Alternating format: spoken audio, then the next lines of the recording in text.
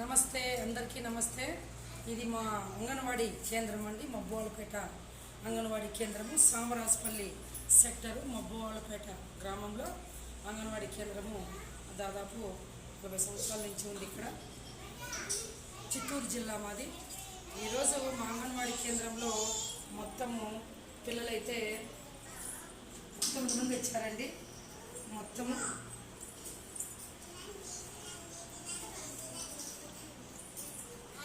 19 మంది వచ్చారు.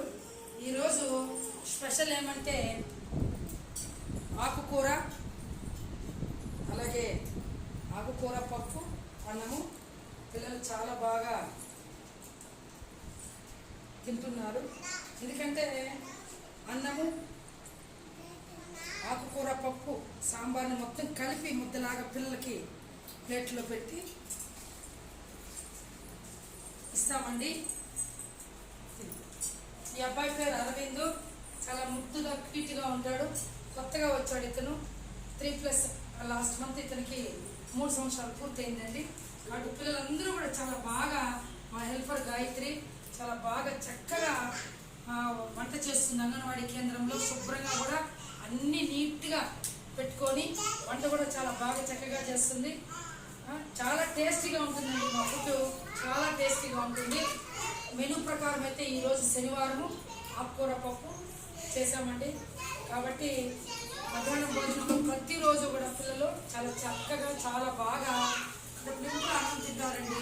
ఎవరు కూడా తినకుండా అయితే ఉండరు. రెండోసారి కూడా వేసుకొని చాలా బాగుందని చెప్పి తింటూ ఉంటారు. ఆ తర్వాత ఇంకా మధ్యాహ్నము, ఉదయం అయితే 9:30కి మేము ఎగ్గు పెడతామండి.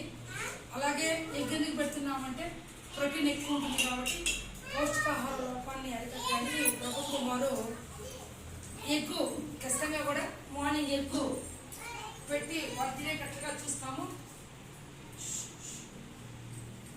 మధ్యాహ్నం ఒక పూట భోజనము. అలాగే మధ్యాహ్నం ఇప్పుడు అందరూ కూడా భోజనం చేసిన తర్వాత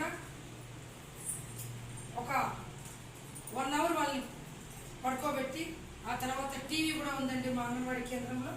టీవీలో అన్నీ కూడా రైమ్స్, కలర్స్, స్టోరీస్ అన్నీ కూడా పెట్టి పిల్లలు చూసే విధంగా చేస్తున్నాము. అలాగే 3 గంటలకు పిల్లలు లేచిన తర్వాత పిల్లలకి పాలు ఇస్తాము. 100 ml పాలు.